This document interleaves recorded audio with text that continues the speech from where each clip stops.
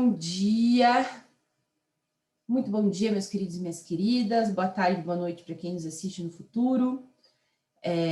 Hoje está frio, está chovendo, está gostoso para dormir, está assim, olha gente, o puro extrato de Curitiba, friozinho, chuvinha, delícia, né? E nós acordamos para estar aqui.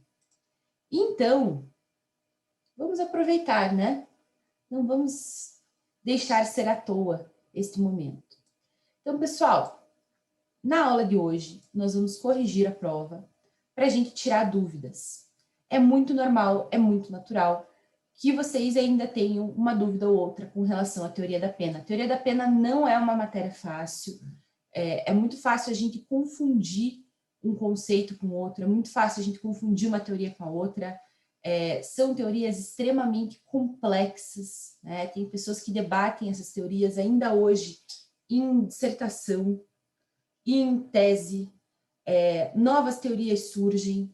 Nós temos que lembrar que nós estamos caminhando por um momento social, por um momento, principalmente da sociologia, muito mais libertário, muito mais progressista, e isso impacta na criminologia, né, porque a criminologia ela tem muito mais intimidade com as ciências sociais puras, com a sociologia, e com as ciências sociais aplicadas, propriamente ditas, como direito, o que impacta na teoria da pena, porque a teoria da pena tem uma relação profunda, íntima com a criminologia, certo? Então, é uma disciplina que está em constante modificação, e quando vocês chegarem lá no 10º período, que parece super distante, mas prometo que não é, passa sim a faculdade, vocês vão ter aula de criminologia com Pontaroli e vão ver isso que eu estou falando. Para vocês terem ideia, pessoal, atualmente a gente tem discussões criminológicas sobre criminologia feminista, por exemplo, trabalhando um viés de que as atuais teorias da pena não dão conta dos fenômenos criminológicos que acontecem com as mulheres. Atualmente, uma porcentagem significativa de mulheres está presa por associação ao tráfico, por conta dos companheiros, por conta do pai, por conta do filho. De sorte que, pessoal, com essa mulher vai funcionar a prevenção geral, vai funcionar a prevenção especial, sendo que ela entrou nessa situação, ela se viu nessa situação por uma subjugação social. Então, que tipo de teoria da pena a gente tem que desenvolver, que tipo de punição, que tipo de castigo, que tipo de construção a gente tem que desenvolver para que essa mulher não recaia novamente em uma situação criminosa? Será que políticas públicas de suporte financeiro, políticas públicas de emancipação feminina não vão ter um efeito mais significativo para essa mulher não reincidir do que cumprir uma pena, simplesmente? Então, as teorias da pena estão evoluindo de maneira bastante interessante e esse tema é um tema que não tem fim você estudar. Ele sempre vai aparecer uma nova teoria, sempre vai aparecer um novo desenvolvimento. Então, é importante que vocês conheçam as linhas gerais das teorias básicas, para que vocês tenham fôlego, para que vocês tenham estofo para conseguir chegar lá na aula de criminologia e dar conta do conteúdo, dar conta das outras linhas que vocês vão aprender. Certo, pessoal? Não te preocupa, Bruno, que tu entrou 10 minutos atrasado. O meu cérebro também entrou 10 minutos atrasado, nem chamada eu fiz. Oh, Deus, tá triste hoje. Então, vamos lá, pessoal. A primeira questão da provinha de vocês era dada, né? E era uma questão de OAB. O que ela perguntava pra gente? Na aplicação da pena base, o juiz deve considerar. E trazia ali para nós, pessoal, ipsis literis, o artigo 59. O que eles fizeram na OAB para tentar confundir vocês? Eles misturaram nas circunstâncias judiciais do 59 algumas questões que dizem respeito à segunda e à terceira fase da aplicação da pena. Então, lá na letra D, por exemplo, eles colocam ali a idade do agente, as circunstâncias agravantes. Ali na letra C, eles colocam a repercussão do crime para o agente, a idade do réu. Então, vejam que eles tentam inserir, misturar dentro da questão, né, algumas situações que estão à margem do artigo 59, que integrariam uma avaliação da pena, mas não da pena base, que era a pergunta que era feita. Inclusive, pessoal, deixa eu deixar uma dica aqui para vocês. Vocês não fizeram questão discursiva só de marcar X, né? Porque já tinham feito o trabalho do Bruno e eu não quis superonerar vocês. Mas eu tenho observado um problema muito grave nas questões discursivas. Eu acho que é algo da nossa geração, e digo da nossa geração porque o pessoal que cresceu com o celular na mão, os cracudos de informação, que eu já falei para vocês, em que a gente é muito ansioso. E daí o que a gente faz? A gente não termina de ler a pergunta e já começa a responder. Fala, eu sei, né? Você está lendo a pergunta e fala, eu sei. Então, por exemplo, na turma de processo penal 1, eu fiz uma pergunta, contei um caso, né? E fiz uma pergunta, a prisão é lícita? Pessoal, eu recebi resposta sobre qual que era a conduta típica. Eu recebi resposta sobre quanto tempo eles iam ficar presos, uma espécie de dosimetria. Eu recebi resposta de tudo que vocês possam imaginar. Claro que a maioria estava respondendo a minha pergunta, né? Se a prisão era lícita ou não. Mas eu recebi um monte de resposta de coisa que eu não perguntei. Então, tomem muito cuidado em ver qual é efetivamente a pergunta daquela questão. E essa questão, ainda que seja uma questão de marca X, era importante você olhar qual que era a pergunta efetivamente. Qual que era a pergunta? Era sobre pena base. Está perguntando sobre pena base, nós logicamente estamos falando do artigo 59. Culpabilidade, antecedentes, conduta social, personalidade do agente, motivos, circunstâncias, consequências e comportamento da vítima. Essa resposta, pessoal, era a letra A, certo? Muito tranquila, muito dada, mas se você se distrai ali, você pode acabar marcando a resposta incorreta, certo? Alguma dúvida, pessoal? Muito tranquila essa, né? Não tem muito o que ter de dúvida, mas se tiver, me diga. A segunda questão era mais difícil, teve mais erro. Falso e verdadeiro. Por que eu coloco a questão de falso e verdadeiro na prova de vocês? Vocês que desejam fazer concurso vão enfrentar uma banca, que é uma banca muito complicada, que é a CESP. Já ouviram falar da banca CESP? A banca CESP, pessoal, ela costuma fazer questões de certo e errado. Então, eles dão uma assertiva e você marca se aquela assertiva está certa ou errada. Qual que é o desafio da banca CESP? Uma errada anula uma certa. O que acontece, então? Se tem 3 questões, você acertou 2 e errou uma, você leva só 1 ponto, não 2. Certo? Acertou 2, errou uma, levou só 1 ponto. Então, nas bancas CESP, se você está muito em dúvida, às vezes é melhor você não marcar nada do que você marcar uma questão que eventualmente esteja errada. Então, falso e verdadeiro, vocês precisam aprender a fazer. Vamos lá. A característica essencial da teoria relativa da pena consiste em conceber a pena como não estaria justificada, não como meio para alcance de fins futuros, mas pelo valor axiológico intrínseco de punir o fato. Pessoal, essa descrição é a descrição da teoria absoluta da pena, certo? Que enxerga a pena como um mero castigo. Teoria absoluta da pena é sinônimo de uma expressão que nós usamos com mais frequência aqui, que é o retribucionismo. Retribucionismo e teoria absoluta da pena são a mesma coisa. Prof, eu não sabia. Bicho, um Google já resolveria isso. Se fosse uma prova presencial, eu ainda daria uma colher de chá para o sinônimo. Mas sendo uma semana para fazer a prova online, com oportunidade de vocês pesquisarem, não dá, né? Então, teoria relativa da pena não é isso. Isso é teoria absoluta da pena. Portanto, pessoal, essa era uma alternativa falsa. Próxima alternativa. Para a teoria absoluta da pena, a pena se justifica não para retribuir o fato delitivo cometido, mas sim para prevenir a sua prática.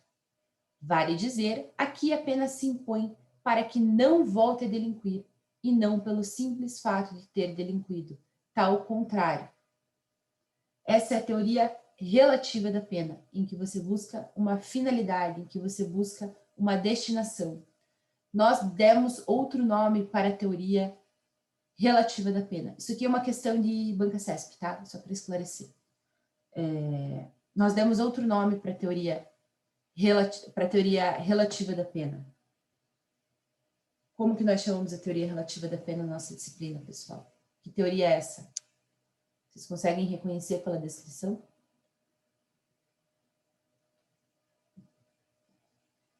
Se não é absoluta, que é o retribucionismo, do que nós estamos falando aqui, pessoal?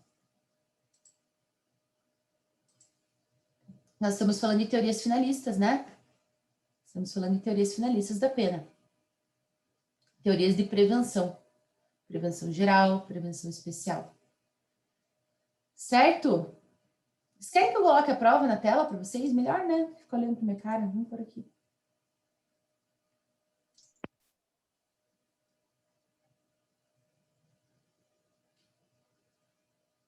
Cadê dele? Aqui.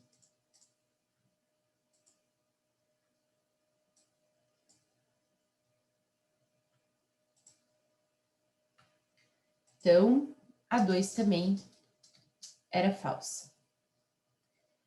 3. A prevenção geral negativa ou intimidatória assume a função de dissuadir os possíveis delinquentes da prática de delitos futuros por meio da ameaça de pena ou predicando o exemplo do castigo eficaz.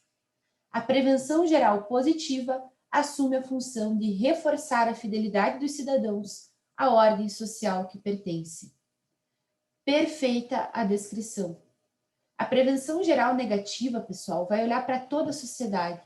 Vai olhar para toda a sociedade e falar: se você roubar, você pode pegar uma pena de 4 a 10 anos. Tem certeza que é uma boa ideia? Então, é uma forma de intimidar, certo? É uma forma de desencorajar através de um castigo eficaz. Essa é a prevenção geral negativa. Por sua vez, a prevenção geral positiva é encorajar os cidadãos a entenderem que eles pertencem a uma ordem social e que vale a pena obedecê-la. Que existe uma vantagem em você obedecer essa ordem social. Então, a 2 é verdadeira. 4. De acordo com a classificação sugerida por Ferraioli, as teorias da prevenção especial podem ser formalmente divididas em teoria da prevenção especial positiva, dirigidas à reeducação do delinquente, e teorias da prevenção especial negativa, voltadas à eliminação ou neutralização do delinquente perigoso. Também verdadeira, certo?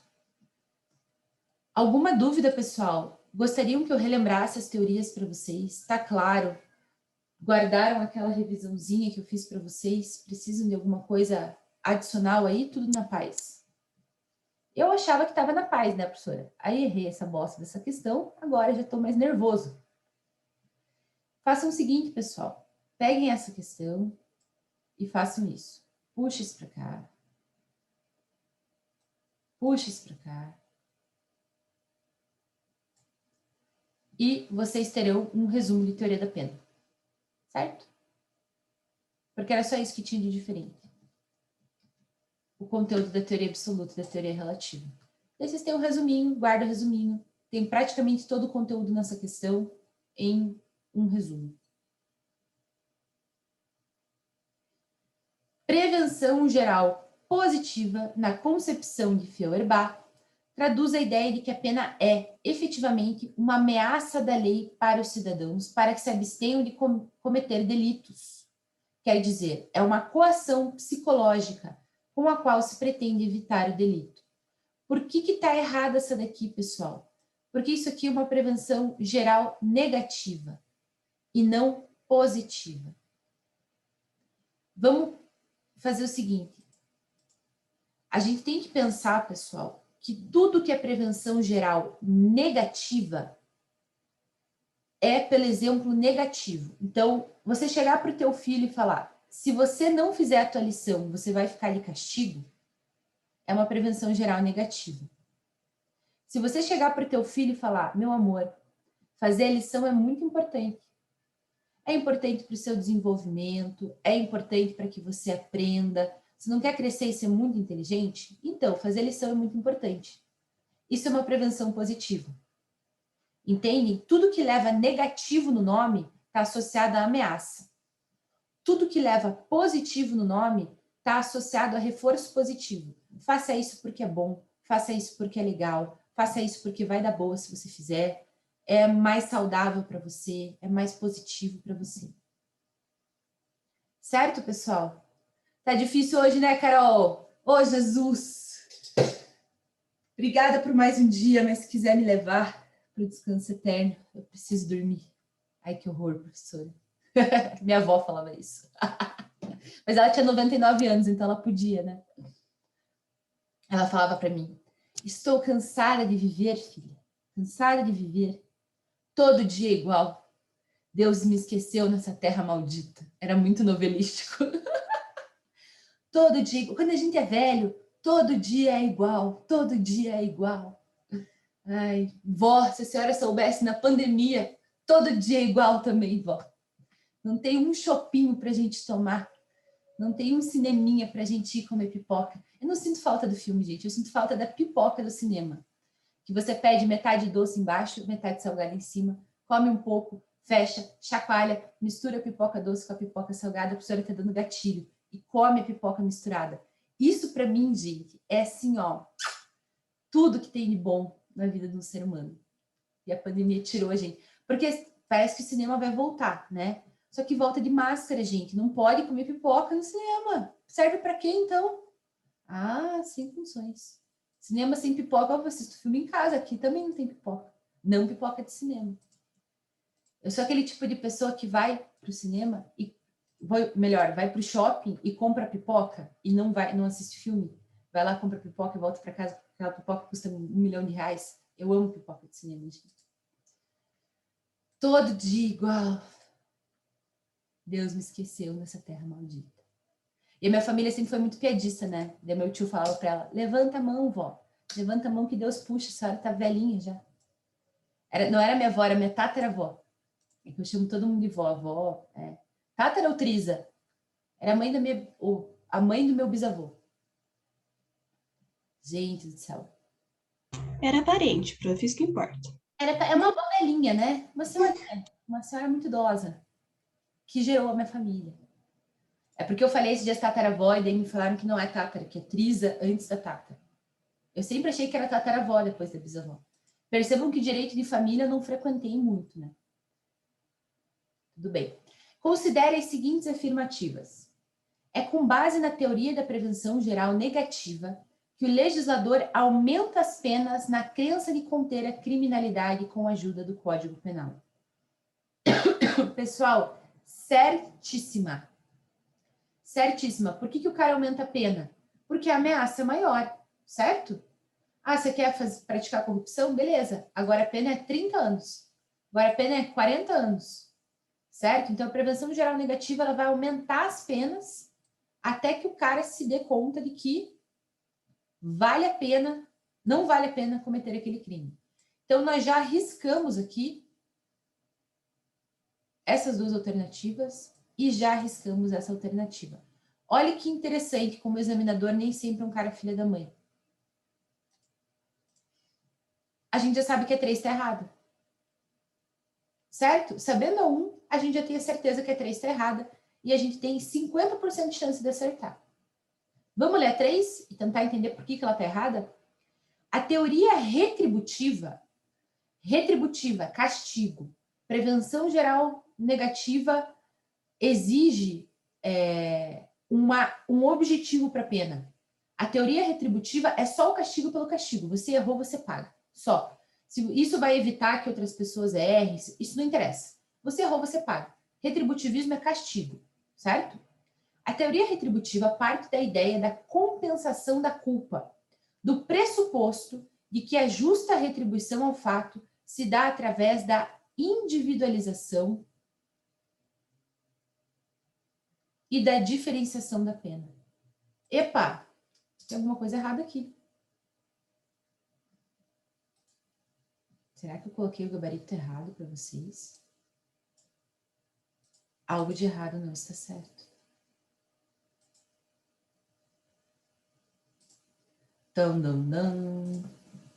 Deixa eu consultar meu gabarito. No meu banco de questões, meu Wordzão. Esse eu não posso mostrar para vocês. Esse é onde fica toda meu banco de 1 bilhão de questões. Difícil a professora dormindo junto com vocês, né? Fala isso não, prof. Não, se eu errei alguma coisa, tem que anular a questão, né? Tem que dar a questão para todo mundo.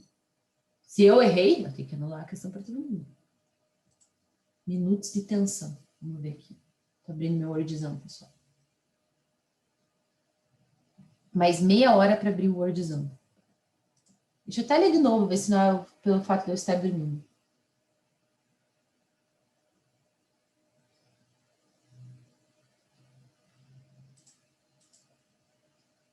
A esperança é a última que morre. Esperança é a última que morre, Pedrão. Sempre. A hora que meu Word abrir, eu vou olhar. Vamos para a próxima? Que tenso agora.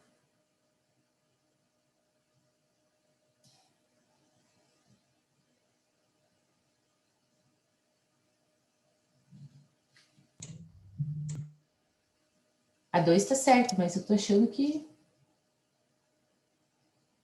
a 3 está certo também.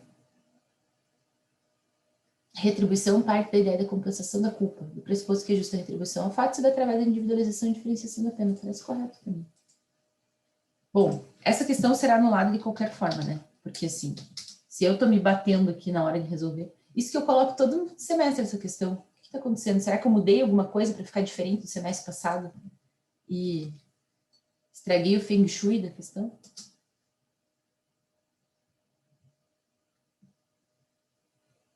Ai, ai.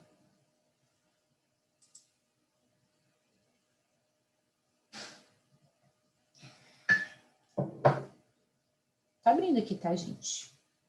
Vamos para a próxima enquanto abre aqui. Ai, ai.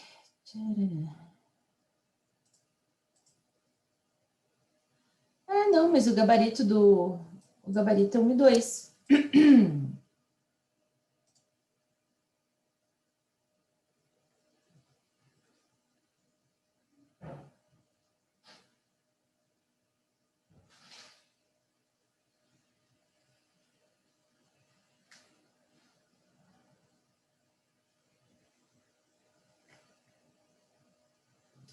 Ó, eu tenho a explicação aqui da banca CESP. Deixa eu fazer uma pergunta antes. Alguém errou essa questão? Alguém errou? Então não tem questão para anular. Beleza. Qual que é a explicação da banca CESP? E por que eu discordo parcialmente dela? Vamos lá. A explicação da banca CESP, não é da banca CESP. Deixa eu ver que banca que é. É FCC, Carlos Chagas. A explicação da Carlos Chagas é que a teoria retributiva, ela tem a culpa pela culpa, que não existe uma preocupação com essa questão da individualização e diferenciação. Mas isso, pessoal, é a teoria retributiva quando ela surge. Vocês devem lembrar que a gente conversou na nossa disciplina que a gente aplica a pena de forma proporcional com base no retribucionismo, com base na teoria retributiva. Então, se eu fosse aluna, eu batalharia para anular essa questão. Eu acho que por uma teoria moderna retribucionista, a gente falaria sim de individualização e diferenciação da pena. Mas ela não foi anulada, tanto que ela está no meu banco de questão, porque eu só pego a questão que não foi anulada. E a explicação da banca CESP foi essa. Se alguém errou e quiser a anulação da questão, eu anulo essa questão e eu vou tirá-la das próximas provas. Porque eu acho que ela não é redonda. Proporcionalidade vem do retribucionismo. Então, eu acho que ela poderia ser mais bem escrita. Se alguém errou, pode mandar lá o e-mail para mim, que eu dou esse ponto para a pessoa. Mesmo porque não tem uma opção 1, 2 e 3. Então, se alguém errou, me chama ou no chat do Ava, no Moodle, ou no e-mail que eu dou conta. Vamos para a próxima. Não concordo. Professora, você fez a questão e você não concorda? Uhum. Não concordo. Achei meio mal feita. Primeira questão. Falso e verdadeiro. Se é falso e verdadeiro é CESP, com certeza. A pena não passará da pessoa do condenado, mas a obrigação de reparar o dano e a decretação do perdimento de bens poderá, nos termos da lei, ser estendidas aos sucessores e contra eles executadas liminarmente. Pessoal, nenhuma pena pode passar em nenhuma hipótese da pessoa do réu. Ainda que seja pena de multa, ainda que seja perdimento, a gente não pode prejudicar de nenhuma forma um acusado, uma pessoa extra relação processual, acusado, acusação. Então, essa questão, pessoal, é falsa. Muito cuidado. Se a gente ultrapassa a pessoa do réu, a gente entra naquela dinâmica do tropose, que a gente conversou em aulas passadas. Isso não é permitido na legislação brasileira. Segunda questão. As características da pena ou os princípios informadores da pena são legalidade, personalidade, proporcionalidade e inderrogabilidade. Esses são alguns dos princípios informadores da pena. Legalidade, personalidade, proporcionalidade e inderrogabilidade. Inderrogabilidade, porque nós não podemos transmitir ela a terceiros. Proporcionalidade, porque ela deve atender critérios de fixação da pena. Personalidade, porque nós faremos esse cálculo de pena de acordo com as características do agente. Personalidade é um sinônimo também de individualização. E legalidade, porque, é claro, a pena tem que ser prévia, expressa, etc., como vocês já aprenderam com a professora Thaís, ou com o professor Pontaroli, não lembro agora. Certo, pessoal? Temos uma pergunta no nosso chat. Pô, essa é a típica questão que a gente nunca sabe se marca verdadeiro ou falso. Pois é. É porque tem mais princípios, não tem, professora? Eu errei também essa. Mas é porque do material que a professora passou, tinha mais princípios ali. Eu falei, acho que estaria errada, porque teria que ter todos os princípios ali. Pois é, essa é uma questão banca CESP, e esse é o tipo de frustração que a gente tem que aprender a lidar, né? Eu também não sou a maior fã de questão assim. Eu concordo com vocês que é o tipo de questão que dá insegurança, né? Dá uma insegurança. Porque tu nunca sabe se marca ou se não marca. O meu conselho para vocês é, se está certo o que está na questão, ainda que esteja incompleto, marque verdadeiro. Sempre. Mas eu entendo a frustração de vocês. Muita gente errou essa? Me mandem um inventário depois. Manu errou, Flávio errou? Flávio errou, Nicole errou? Errou. Carol também. Guilherme também. Se quiser anular, prof. Todo mundo errou essa? Oh, Deus. Gente, vale só 0,4 e eu dei meio ponto extra para vocês. Superem. Quem errou só essa vai tirar 10 igual. Eu acertei, cara. Eu vou dar uma olhada geral, depois eu vou pensar se eu não... Mas não é nem 0,4, é 0,25, gente. 0,25 era uma das questões do ENAD que eu passei para vocês. Muito pouquinho. É pouca bosta, gente, para anular a questão. Se valesse um, eu anulava. Mas eu vou repensar para o semestre que vem. Quem sabe eu tire para os nenéns futuros não terem essa frustração. Eu escuto vocês. Mas é tudo questão de concurso aqui, viu? Concurso é isso aí, gente. Deixa eu ver. Ai, gente, vocês são umas figuras. Deixa eu ver o que tem aqui no chat. Chegou um. Eu acertei, mas errei a 3. Então, errou a 3 pensando... Errou a 3 porque não sabia ou errou a 3 porque você achou que o retribucionismo estava mais certo? Eis a questão. Mas manda lá para mim, Caio. Registra para mim, por favor, porque eu não vou conseguir lembrar. Ainda mais do jeito que eu tô hoje. Com a cabeça nas nuvens. Manda lá para mim para eu lembrar de você. Eu te dou o ponto ali, Caio. não sofra. Quanto às suas finalidades, segundo a teoria da prevenção geral positiva, a pena tem dupla função: punir o criminoso e prevenir a prática do crime. E aí, pessoal? Verdadeiro ou falso? Sei lá, professora. Eu tô com ódio dessas questões de concurso. Quer que morra essa merda. Não quero mais questão de concurso. Ô, gente, é frustrante mesmo.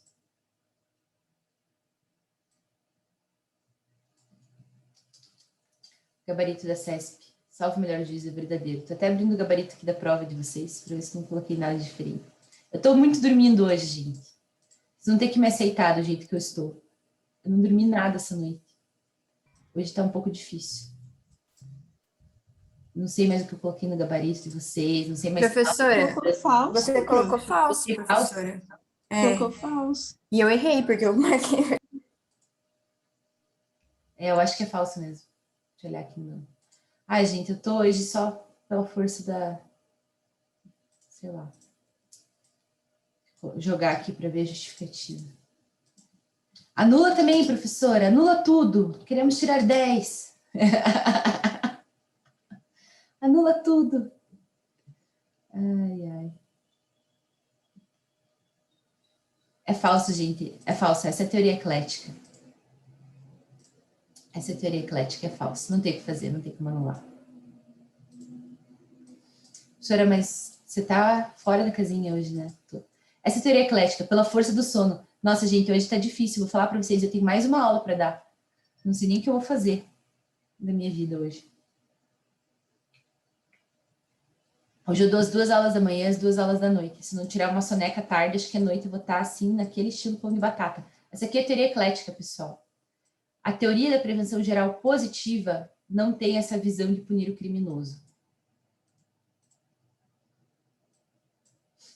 É aqui que está o erro. Prof, você vai colocar a nota do boletim do aluno online? Vou sim, Cris. Tem gente que pediu segunda chamada, tá? Então, a hora que terminar as segundas chamadas, que é no domingo que eu vou corrigir, aí eu subo tudo para o boletim, tá bom? A gente tem que esperar a segunda chamada para poder fechar o boletim. Na primeira e na segunda fase da dosimetria, a pena jamais poderá ficar além do máximo. Isso nós aprendemos juntos, né? Inclusive fazendo o negócio do Pedro. Do Pedro não, do Bruno, que eu mudei o nome do semestre passado para esse semestre. Ele era Pedro semestre passado. Ele é Bruno esse semestre.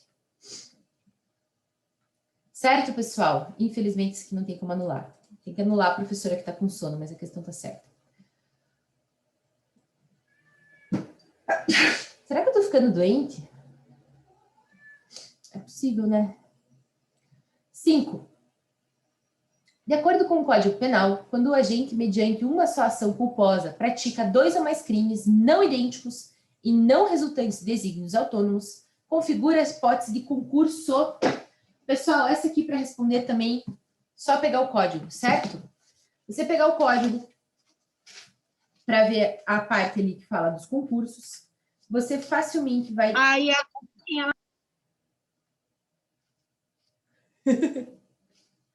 Rolou uma intervenção externa aí. Ai, um dos meus medos é viralizar com um vídeo absurdo, gente. Não me façam viralizar, por favor. Eu não quero ser a professora que viraliza. Não quero viver isso na minha vida. Vamos lá, pessoal. Que concursos a gente tem? A gente tem as hipóteses de concurso de pessoas, que estão ali a partir do artigo 29. E a gente tem as hipóteses de concursos de crimes, que estão previstas ali no artigo 69 e 70. Para a gente lembrar, no concurso de pessoas, nós estamos falando de quem, de qualquer modo, concorre para o crime e incide nas penas a essas combinadas na medida da sua culpabilidade. Então, nós temos o conceito de concurso de pessoas, é a oportunidade em que nós temos um delito e diversas pessoas participando, certo? Nós não estamos falando aqui de concurso de pessoas, nós estamos falando de concurso de crimes. Nós estamos falando de quando o agente pratica 2 ou mais crimes.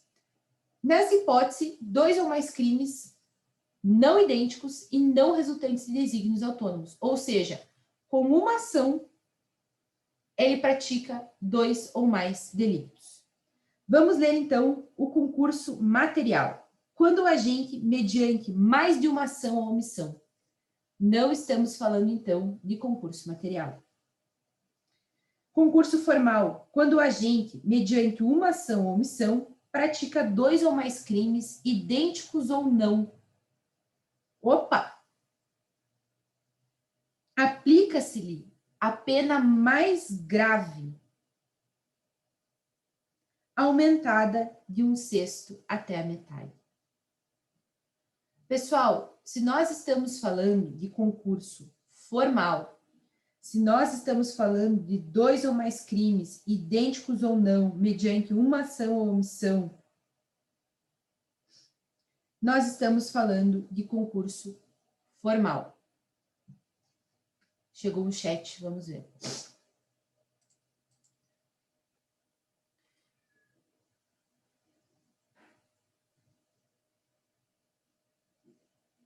Epa, chegou aqui um inbox importante.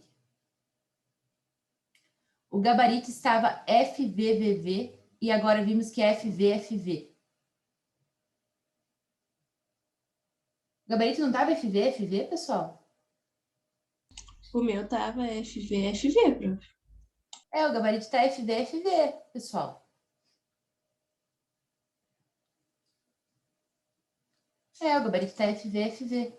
Eu que na hora de corrigir aqui, que pulei o punir o criminoso ali, que tô dormindo e não vi.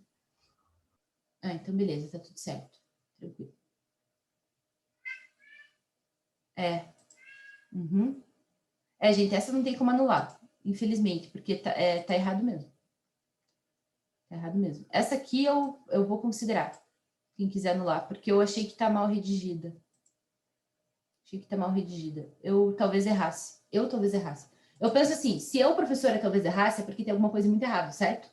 Então, se precisar anular a questão, anula a questão. Porque eu acho que a teoria retributiva sim está ligada à proporcionalidade, individualização e diferenciação da pena. Pelo menos modernamente.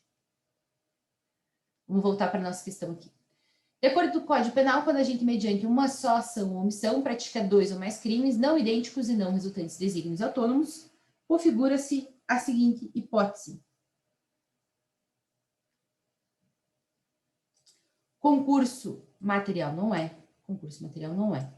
Concurso formal, aplicam-se cumulativamente as penas, ou concurso formal, aplica-se a pena mais grave ou se iguais somente uma delas, mais aumentada em qualquer caso de 1/6 até metade. O gabarito é esse, certo?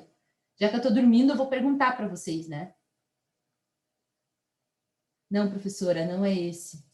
Você está passando mal hoje, você não está bem. É isso, né? Oh, Deus. Tá sofrida a bichinha hoje. Oi. Quanto que valia essa questão? Tudo valia 1, gente. Porque eram 8 questões e uma prova valendo 8. Ideias de falso e verdadeiro valiam 0,25 cada uma. Porque é 1 dividido por 4. Obrigada. Se eu calculei errado, também me avise. Eu nitidamente não tô bem, né? Ai, gente. Eu tô muito cansada. Eu tenho tido insônia, coisa que eu não tinha antes. E eu sempre fui muito dorminhoca. Eu tô destruída de cansada, de não conseguir dormir. Eu preciso urgente dormir para conseguir voltar a ser a pessoa que eu sou. Tá complicado. Réu não reincidente, condenado a pena de 5 anos e 4 meses por crime de moeda falsa. Vamos lá, pessoal. Qual que é a primeira coisa que a gente tem que fazer? Procurar o crime de moeda falsa, certo? Para a gente poder descobrir se esse crime é um crime de detenção ou se esse crime é um crime de reclusão. Vamos abrir lá para vocês o delito de moeda falsa. Artigo 289. Desistir da minha internet, não vai funcionar. Meu computador tá que nem eu. 289. Falsificar, fabricando-a ou alterando-a moeda metálica, papel moeda de curso legal no país ou no estrangeiro, pena reclusão de 3 a 12 anos. Se a pena é de reclusão, a gente já sabe que a gente pode aplicar o regime fechado se for necessário, certo? O cara não é reincidente. Então, o que a gente vai ter aqui? 0 até 4 anos aberto. 4 anos completos até 8 anos. Na verdade, um dia mais de 4 anos até 8 anos. Semiaberto. Mais de 8 anos fechado. Certo? Se ele fosse reincidente, pessoal, se ele fosse reincidente, o aberto viraria semiaberto. O semiaberto, a gente poderia trabalhar ou semiaberto ou fechado, a depender da análise das condições, das circunstâncias. E o fechado, obviamente, seria fechado. O exercício do Bruno ajudou nessa. Boa, isso aí.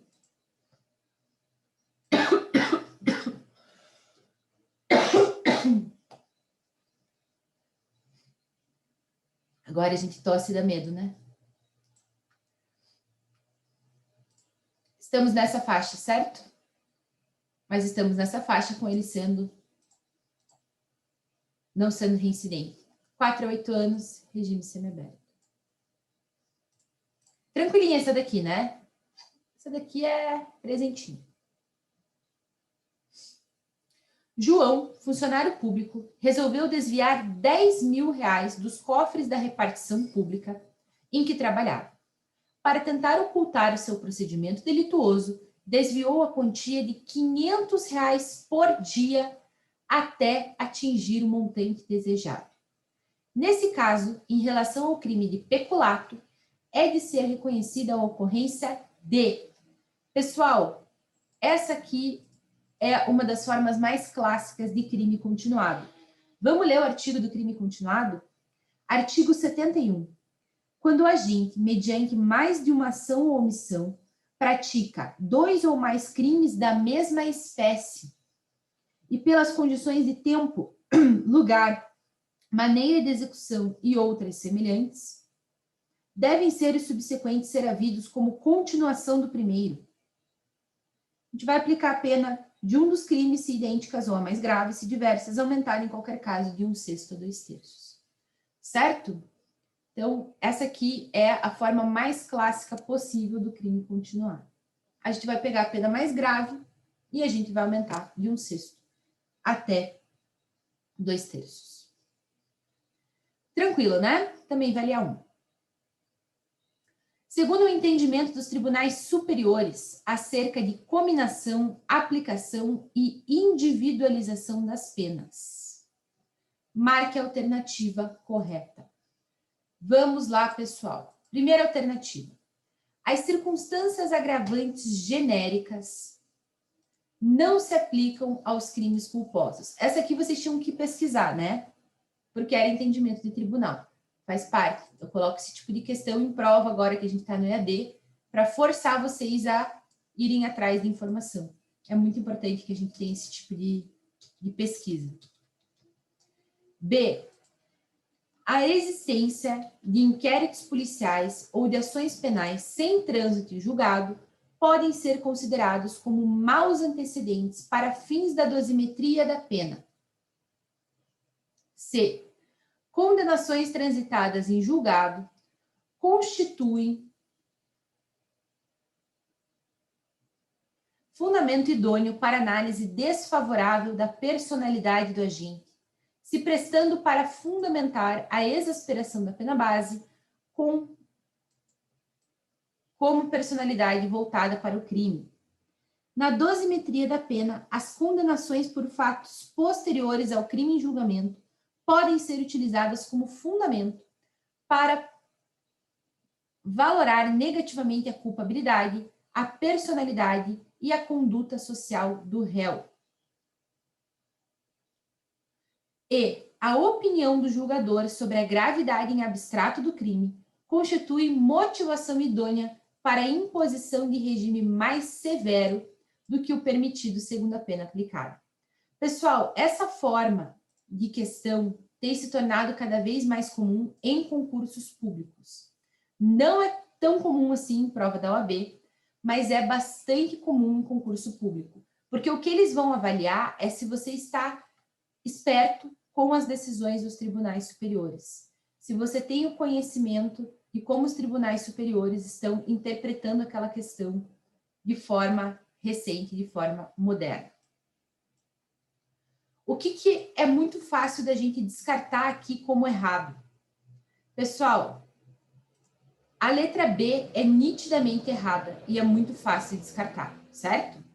Existência de inquérito policial e de ação penal sem trânsito e julgado considerado como mau antecedente para a dosimetria da pena.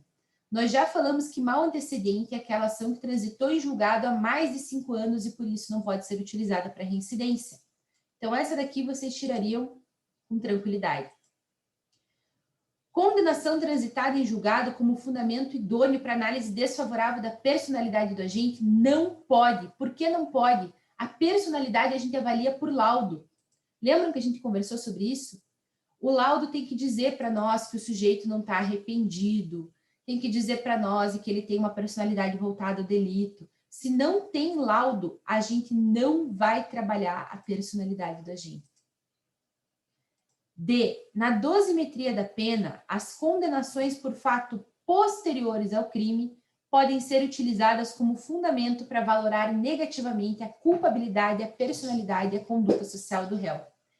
Essa daqui a gente não chegou a conversar.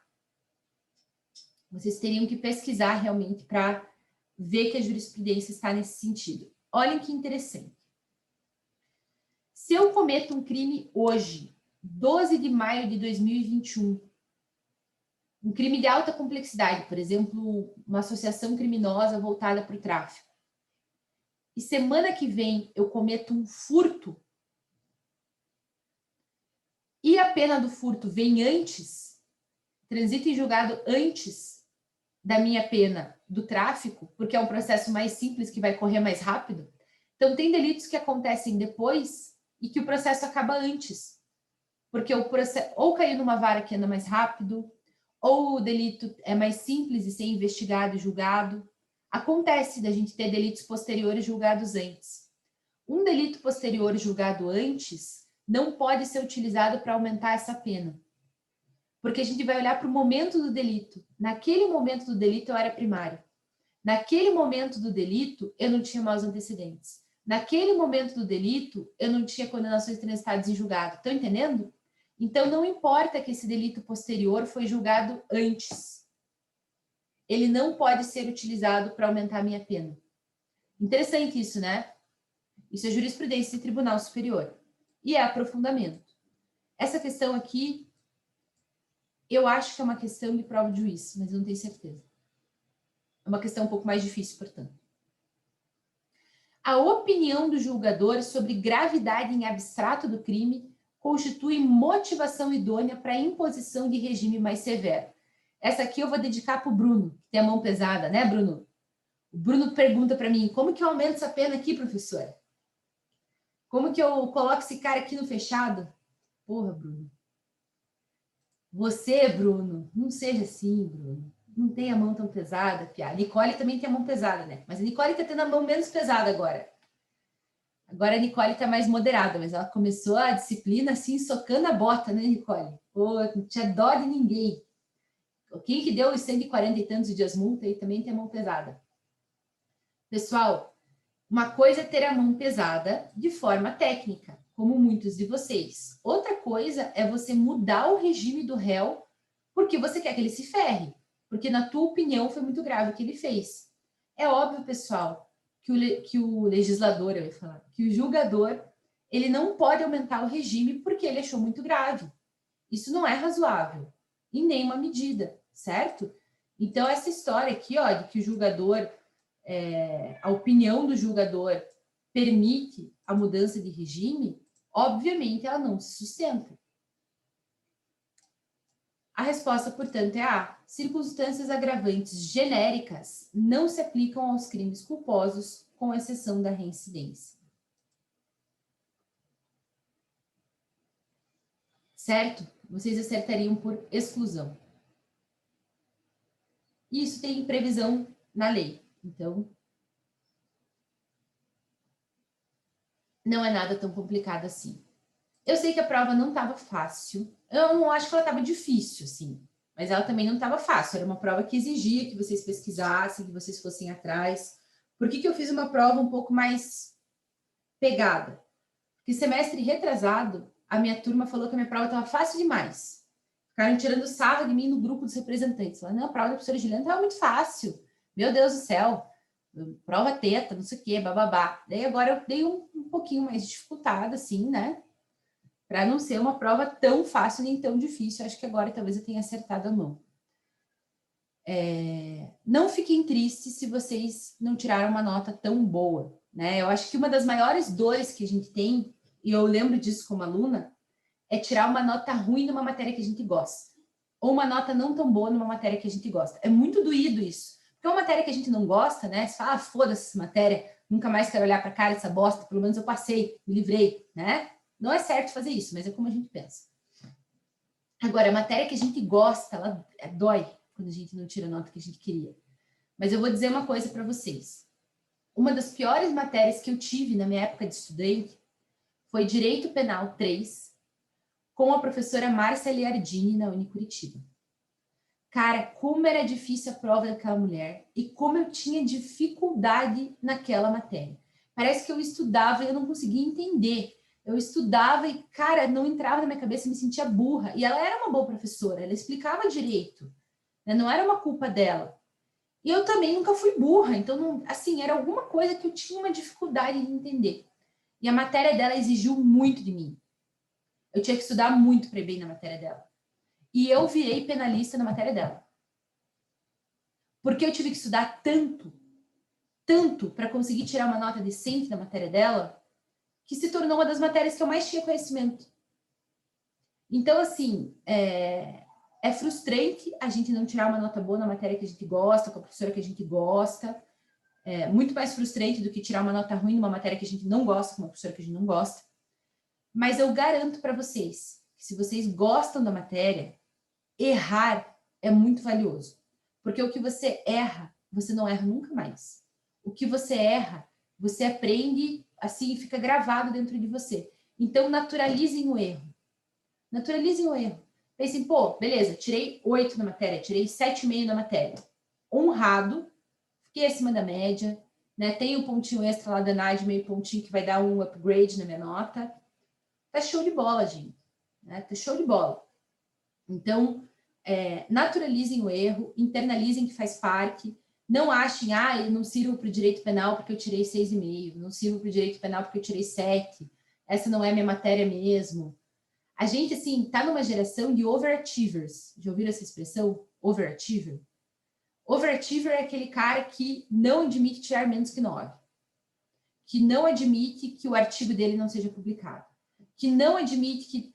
E daí isso gera uma angústia, tipo, meu Deus do céu, eu tirei 8,5, eu sou uma bosta, eu sou burro. Como é que eu errei essa questão? Eu sou um idiota. É óbvio que a resposta era essa, é óbvio que a resposta era aquela. Como é que eu consegui errar? Isso gera uma pressão muito grande na gente. Gera um sentimento de desvalorização, gera uma série de questões. Não sintam isso. É claro, se você tirou uma nota muito ruim lá em sei lá, direito civil, em sei lá que matéria que vocês têm, isso é um indicativo de que vocês precisam estudar mais, mas não é um indicativo de que você é burro, não é um indicativo de que... Às vezes não combina a forma que o professor ensina com a forma que você aprende, isso é muito comum. Né? Tem professores que, a Manu vai chegar e vai falar, nossa, eu entendo tudo que a professora Juliana fala. E a Carol vai falar, cara, eu não entendo nada do que ela fala. Não entendo. Tipo, ela fala e eu não consigo entender, eu não compreendo a forma que ela explica.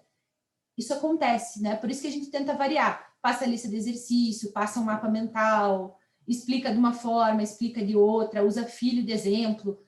Porque cada aluno tem uma forma de aprendizado, né? O que eu dou de conselho para vocês? Tentem identificar o mais cedo possível qual que é a forma de aprendizado de vocês. Tem pessoas que são auditivas, tem pessoas que são visuais, tem pessoas que aprendem com prática. Existem diversas formas de aprender. Eu sou uma pessoa visual. Para mim, um resumo igual aquele que eu passei para vocês, colorido. Eu lembro exatamente a cor que está a teoria retributiva. eu lembro a cor que eu coloquei, a teoria, eu lembro as cores das coisas, eu lembro a ordem das coisas, eu lembro onde está no papel. Para essas pessoas que são visuais, o caderno é fundamental. Você precisa copiar, você precisa fazer esquemas coloridos.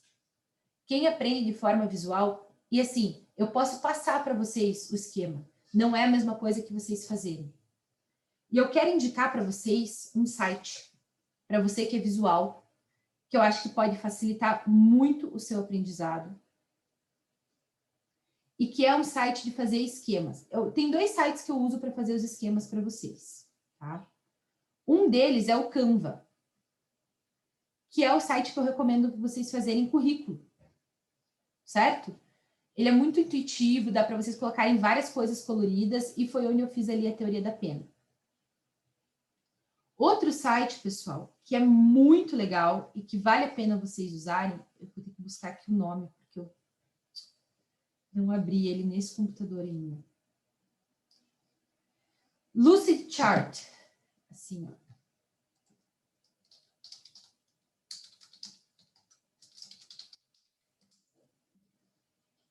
O Lucidchart, ele permite que você faça esquemas, eu vou abrir aqui um para vocês, de fluxo. Então, vou dar um exemplo para vocês. Isso aqui foi uma amiga minha que passou para mim. Ó. Ela faz de direito constitucional. Então, olha lá, você monta fluxos de raciocínio. Estão vendo? É muito legal. Principalmente quando vocês começarem a ter processo. Processo penal, processo civil, processo de trabalho. Porque você consegue montar o fluxo do processo de uma maneira que fique agradável visualmente para você. Pessoas visuais, esse é o melhor canal para vocês. Se vocês estão indo mal em alguma matéria, montem mapas mentais. Montem fluxos de pensamento com cores. Imprime, cola no teu espelho, cola na porta do teu guarda-roupa e de vez em quando vai lá e dá uma olhada. Tanto da matéria que você gosta, porque é muito importante você ir muito bem na matéria que você gosta, quanto da matéria que você odeia. Porque nós somos obrigados a passar na OAB. Nós somos obrigados a aprender tudo para passar num concurso público. A gente não tem escolha. A matéria que a gente não gosta, ela é importante também. Eu tive um professor, eu já devo ter comentado com vocês, de processos do trabalho, que me humilhava, de verdade. Ele era grosseiro, eu nunca contei dele para vocês. Ele era grosseiro, a aula dele era uma aula mediana para mim, porque algumas pessoas amavam a aula dele, e isso é muito pessoal, característica de aprendizado de cada um. E, cara, eu tinha uma dificuldade de filha da puta com aquele cara. Eu odiava ele, eu odiava a aula dele, e ele ainda era grosso. Era uma época que eu estava trabalhando muito. Eu tinha carteira assinada e eu trabalhava no Pequeno Príncipe. Eu trabalhava numa área jurídica de renúncia fiscal. Meu trabalho não era muito jurídico, era muito mais um trabalho de vendas, porque eu visitava grandes empresas multinacionais aqui no Brasil para fazer os acordos de Rouanet, FIA, para o Hospital Pequeno Príncipe. Então, eu tinha que ter um conhecimento jurídico, porque eu explicava para eles como funcionava, mas, ao mesmo tempo, era um trabalho de venda, porque eu tinha que convencer eles a usar o recurso de FIA e Rouanet no Hospital Pequeno Príncipe, ao invés de outra causa qualquer. Inclusive, me desenvolveu muito, porque eu era uma pessoa mais tímida, assim, e esse estágio me ajudou a ficar bem falante, assim, e a fazer venda mesmo. Fazer venda é muito importante para advogado, a gente tem que aprender a vender. E eu viajava muito, então eu vivia muito cansada, muito cansada. E daí eu chegava na aula dele, gente, assim, que era quarta-feira a última aula, mal, porque as minhas viagens eram de segunda a quarta quando eu viajava. E daí eu chegava na aula acabada. E um dia eu cheguei para ele e falei, professor, o senhor pode me indicar um livro? Porque eu estou com muita dificuldade na sua disciplina. E daí ele olhou para mim e falou assim, para você, Bertoldi, eu acho que a única coisa que resolve é ler a Bíblia. Eu te indico a Bíblia. Falou assim para mim. Gente, eu era uma aluna pedindo um livro, para que cagar na minha cabeça, né? Daí no dia da prova ele para mim, estudou, Bertoldi? Eu falei, olha, professora, a Bíblia é muito extensa, eu foquei os meus estudos no Novo Testamento, estou torcendo para cair em Mateus. Fui bem irônica, porque, vai cagar, né? Eu tava pedindo uma indicação de livro, eu não tava pedindo para ele resolver minha vida, eu tava pedindo uma indicação de livro. E, enfim, eu estudei tanto processo de trabalho que eu gabaritei na OAB. E eu não gabaritei direito penal na OAB. Eu gabaritei processo de trabalho, que é uma matéria que eu achava uma bosta. Então, assim, estudar uma matéria que você acha uma bosta, vale a pena também. Me bota no paredão, né? Foi tipo isso. Gente, eu já tava pelas tampas com esse homem, gente. Você pediu uma indicação de livro, o cara se recusar a indicar um livro. Ah, não, sem condições, pelo amor de Deus. Isso não é professor, gente. Que raiva. Enfim. Mas eu sou uma pessoa visual, como eu vinha dizendo, então esses recursos me ajudam muito. Se você não é uma pessoa visual, se você é uma pessoa do áudio, provavelmente você está se dando muito bem na pandemia. Porque a pandemia, ela diminuiu muito os recursos visuais dos professores. Eu sempre gostei de usar quadro. Eu montava quadros muito coloridos. Eu tenho uma caixa de giz minha, que eu levava para a faculdade, porque eu gostava de ter 8, 9 cores para colocar no quadro. Tenho caneta de quadro branco minha, porque eu gostava de levar um monte de cor. Tem caneta roxa, tem caneta cor-de-rosa. Gostava de fazer um quadro branco bem colorido. Então, se você é visual, você provavelmente foi prejudicado em certa medida pela pandemia. Se você é auditivo, você não foi tão prejudicado, porque você está ouvindo os professores falar igual. Mas existem outros recursos que você pode utilizar se você é uma pessoa auditiva. Um dos principais recursos que você pode utilizar são os podcasts. E eu já indiquei para vocês um podcast de teoria da pena. Vou indicar novamente. Da professora Tiene. Prof, Oi. viu que vai estrear na Globoplay o caso Evandro? Vi, estou animadíssima com isso, inclusive. Acho que vai ser muito legal. Estou bem animada para assistir. Eu não terminei de ouvir o podcast, chegou uma hora que eu não aguentava mais. Mas estou bem animada. Crime, pena e criminologia. Esse é um podcast que revisa toda a parte de teoria da pena.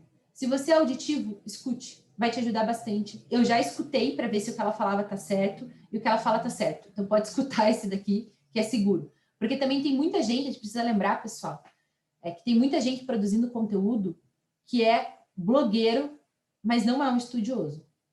E daí o conteúdo é uma bosta. E daí a gente aprende errado. Então, muito cuidado com o conteúdo que vocês consomem nesse sentido. Né? Esse podcast dessa professora, eu escutei todos e são bem interessantes, são bem feitos. Da professora Tiene Saito, eu recomendo. Recomendo fortemente, é muito legal. Além disso, pessoal, além desse podcast, se você é uma pessoa auditiva,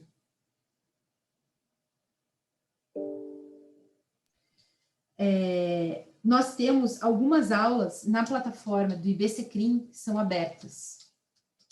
Então, você pode assistir também essa plataforma do IBCCrim e ficar ouvindo, né? São aulas, vale a pena você ouvir as aulas da plataforma do IBCCrim.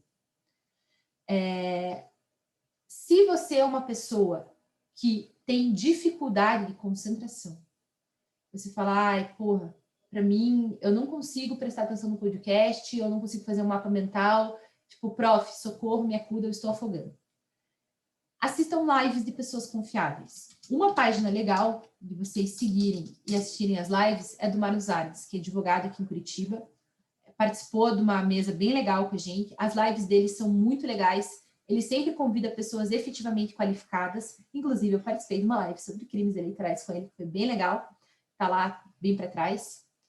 Deve fazer alguns meses já que eu fiz essa live com o Marlos. E tem umas lives bem legais. Bota a live no teu celular e vai fazer outra coisa enquanto você escuta. Alguma coisa você vai absorver.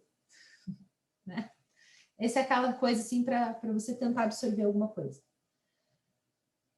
Fui bem na prova, professora. Fui bem na prova. Estou gostando da matéria. Eu acho que direito penal é algo que eu quero trabalhar. Eu gostaria muito, assim, de ir para as cabeças mesmo. Falar, não, isso aqui é algo que vale a pena eu investir, prof. E eu quero ir para as cabeças. Eu, inclusive, estaria disposto a pagar por um curso. Eu pagaria por um curso de direito penal para colocar no meu currículo e para no 5º período estar estagiando num escritório legal. Então, beleza. Então, vou dar mais uma opção de aprendizado para vocês. O IBCCrim está atualmente com um curso aberto. Primeira coisa, vamos começar do começo. O IBCCrim, pessoal, ele tem palestras gratuitas. Por exemplo, esse ciclo de debates eu tenho certeza que é gratuito. Certo? Pô, direito e movimento decolonial para discutir o fato da gente ser uma colônia, o impacto que isso tem na nossa construção, né, enquanto sociedade, super interessante. Mas o IBCCrim, além dos cursos e das palestras gratuitas, eu só queria que esse carrossel deles funcionasse. Nem sempre funciona. Vou clicar aqui. Eles têm alguns cursos pagos. Esse aqui é um dos cursos pagos que vocês podem fazer. Aplicação e execução da pena. A matéria que a gente teve até agora é um módulo, são 6 aulas. Eu vou fazer esse curso, porque eu acho que é um curso de atualização legal de fazer. Só que, pessoal, para estudante, 500 de investimento. Dá para fazer em 1 milhão de vezes? Dá. Isso aqui é para você investir, pessoal. Se você pensou, pô, eu quero conseguir um estágio legal no semestre que vem e eu quero ter algo muito diferencial. Um curso de IBCCRIM é algo muito diferencial. Vale a pena você fazer se você está buscando um estágio na área. Principalmente se você está buscando um estágio em gabinete de juiz. Certo? Eles dão algumas bolsas, pessoal, para quem está em situação de vulnerabilidade financeira. Então, se você é pró-unista, se você é FIES com bolsa, você pode tentar uma bolsa aqui. Também, enviar um e-mail para eles, falar que você gostaria de fazer o curso e que você não tem condições financeiras. Manda um e-mail lá para o Play e vê o que eles respondem para vocês. De vez em quando tem bolsa. Vale a pena fazer. E vem os materiais tudo certinho. Certo? Deixa eu colocar aqui nos cursos e eventos. Volta e meia, pessoal, tem um curso legal aqui no IBCCRIM. E daí não tem aquela questão de ser inacessível, igual os cursos que são em inglês naquelas plataformas gratuitas que eu passei para vocês. Todos os cursos são em português, né? Eles têm cursos livres, olha esse aqui que legal, Panorama dos Direitos dos Povos Originários do Brasil. Super faria esse curso. Toda vez que eu mostro para vocês, eu me inscrevo no curso. Vamos ver se apaga ou não. Não tá abrindo.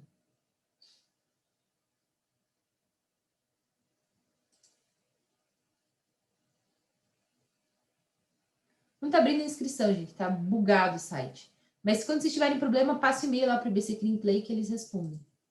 O IBCCRIM, gente, é muito legal. Ó, vai passar pelo YouTube esses debates aqui, ó. Começa hoje, às 16h30. Eu vou assistir. Porra, que maneiro, hein? Vou mandar o link lá para vocês. Gratuito, pessoal. YouTubinho. Coloca lá para ouvir. Enquanto tá trabalhando, enquanto tá fazendo outra coisa. Certo? Deixa eu mandar aqui o link para vocês. Durante a pandemia, pessoal, eu reconheço que estudar tá mais difícil, fazer prova tá mais difícil, a gente tá desmotivada, a gente tá triste, a gente tá depressivo. É um período difícil mesmo, né? Que não dá vontade. Inclusive, eu tive uma conversa no escritório ontem sobre o quão difícil tá tocar o próprio escritório. Pô, que motivação que a gente tem de ir atrás de cliente, de participar de eventos, de dar palestra, todo mundo, tipo, sabe? Mais para lá do que para cá, assim. Então, eu acho que esse tipo de curso pode dar um ânimo, uma visão diferente, uma ideia de artigo, um negócio que talvez abra a tua cabeça para um outro tema, né? O tema da decolonialidade é o meu tema de dissertação, é um tema super interessante, eu acho que vale a pena. Prof, quem pretende ir para a área da ciência forense, que caminho você indica? Olha, existem alguns concursos, né, que são possíveis de você fazer na ciência forense. Normalmente são concursos associados ao Instituto de Criminalística. O Instituto de Criminalística ele tem vaga para perícia forense, perito fonoaudiólogo, tem vaga para perito químico, tem vaga para uma série de peritos. Quem quer fazer perícia, existem cursos de perícia na internet, sobre perícia, né? Mas eu confesso que é uma área que eu nunca me interessei, então eu nunca fui muito atrás. Eu vou dar uma olhada, ver o que eu descubro de curso legal, de plataforma confiável, e eu trago aqui para vocês na semana que vem. Beleza? Pessoal, por hora é isso. Quem ficou com aquele ponto lá a menos, da questão 3 especificamente, me passa o e-mail que eu vou anular a questão. Eu dou o ponto a mais, porque eu não concordei muito bem com o gabarito. Recebi e-mails com relação à correção do exercício do Bruno. Não tive tempo de olhar ainda. Vou ter tempo de olhar isso amanhã só. O exercício do Bruno, aquele exercício valendo 2, do Bruno Rogério. Vou olhar amanhã isso. Não consegui olhar ainda cada um. E acho que é isso, pessoal. Desculpa que eu não estava tão bem hoje. Eu não sei, estou com dor de cabeça, estou espirrando, estou esquisita. Dormi mal, não estou bem hoje. Espero que semana que vem eu esteja melhor. Sei que é ruim ter aula com o professor que está mal, né? Mas a gente não tem muito o que fazer quando a gente está mal, a gente simplesmente está. Hoje eu não estou muito bem. Estou muito cansada, com sono. Certo, meus amores? Espero que... Professora, bom dia. Bom dia, Bruno. Diga.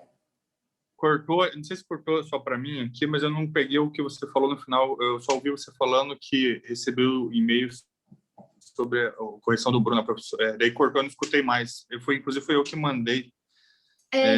Eu falei que até quinta-feira eu vou olhar. Até quinta-feira. Ah, não, beleza. Eu não consegui ainda por conta do trabalho, que está meio pegado. Mas até quinta-feira eu olho os e-mails e reviso o exercício para ver se está tudo certo. Não foi o único que eu recebi, tá, Bruno? Eu falei, obrigado. É que o azar é que o réu tem o teu nome, né? Eu falei, o exercício do Bruno, você acha que eu tô falando de você, é do Bruno Rogério. O réu que é teu Não, tranquilo. Não, tranquilo, professora. Depois a professora olha lá certinho e analisa lá, então. Obrigado, viu? Pode deixar comigo, querido. Certo, pessoal? Tchau. Alguma dúvida sobre a prova? Alguma questão que vocês queiram falar? Reclamações? Algum conselho que falte? Não? Então, vocês estão liberados, queridos, e a gente se vê semana que vem, já com assunto novo na nossa disciplina. Beleza? Escutem o podcast da Tieme. Se vocês tiverem dificuldade com a forma como eu dei aula, a Tieme dá aula contando história. O podcast é muito legal. Então, ela fala das bruxas, ela fala do Malleus Maleficarum, ela fala de uma série de coisas que construíram as teorias da pena como elas são.